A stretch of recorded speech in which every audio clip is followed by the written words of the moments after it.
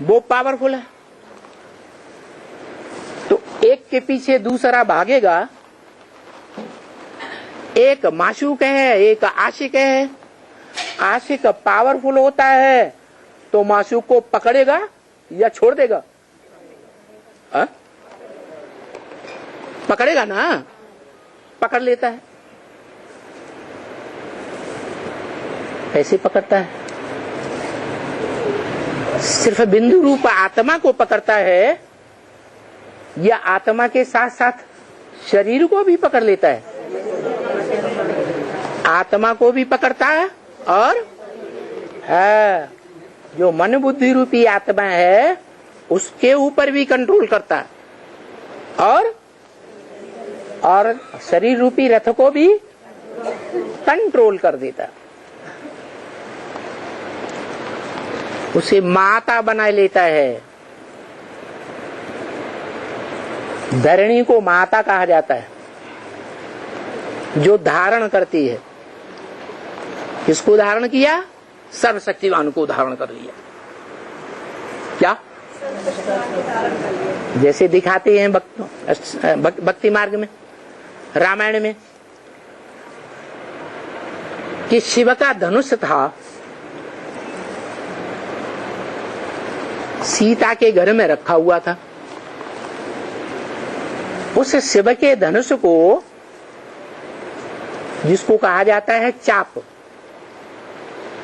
शंकर चाप जहाज जही चढ़े उतरे पार नर, माने शंकर का शरीर रूपी चाप कहो, शरीर रूपी रथ कहो, वो जहाज के मुआफिक है, बड़ा जहाज। शास्त्रों में उसका नाम है चंद्रकांत वेदांत जहाज। यही चढ़े उतरे पार नर, जिस पर चढ़ करके मनुष्य संसार सागर, जो विषय सागर है, उससे पार चले जाते हैं। कि डूब जाते हैं, पार चले जाते हैं। दूसरे गुरुओं ने भी ऐसे ही लिख दिया, नानक चाप जहाज। नानक ने अपने को वो चाप बताई दिया।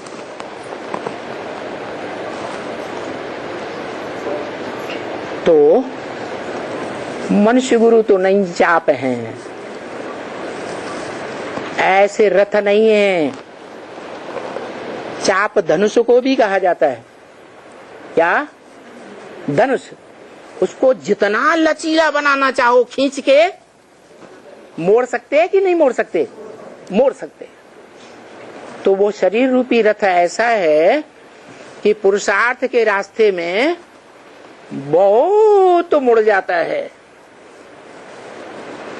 लचीला है या टाइट है? पुरुषार्थ के रास्ते में वो जितना लचीला है, जिस लचीलेपन के कारण ही शिव बाप उस रथ का आधार लेते हैं। क्यों? क्योंकि नई दुनिया की स्थापना करनी है और पुरानी दुनिया का तो ये छोटा मोटा काम है क्या है? चलो स्थापना कर भी ली, जैसे धर्म पिताएं अपने धर्म के संगठन की स्थापना कर लेते हैं, परंतु क्या नई दुनिया की राजधानी स्थापन करते हैं? नहीं करते। अब भगवान को क्या करना है? पुरानी दुनिया का पूरा विनाश भी करना है, जो कोई भी धर्म पिता नहीं कर सके। और स्थापना के बाद नई दुनिया की पालना भी करनी है। तीनों काम करने। ऐसा रथ चाहिए। क्या? जिसकी यादगार बनाते हैं त्रिमूर्ति हाउस। ऐसा घर शरीर रूपी है त्रिमूर्ति हाउस, जिसमें तीनों मूर्तियों का पार्ट बजाने वाली आत्माएं काम करती हो। ज्ञान चंद्रमा ब्रह्मा भी पार्ट बजाने वाला काम करता हो चंद्रमा के रूप में। सदा शिव की आत्मा भी उसमें प्रवेश करके त्रिनेत्री के रूप में कार्य करे, और शरीरधारी की अपनी आत्मा भी उसमें काम करती है। तो त्रिमूर्ति हाउस हुआ ना। उसकी यादगार में त्रिमूर्ति मार्ग नाम रखते हैं। कैसा मार्ग? ऐसा परम प्रसिद्ध त्रिमूर्ति मार्ग, ऐसा रास्ता जिस रास्ते पर दुनिया की सारी मनुष्य आत्मा उसी रास्ते पर चले। जिस रास्ते पर चलने की उसने परंपरा डाल दी। किसने? किसने है?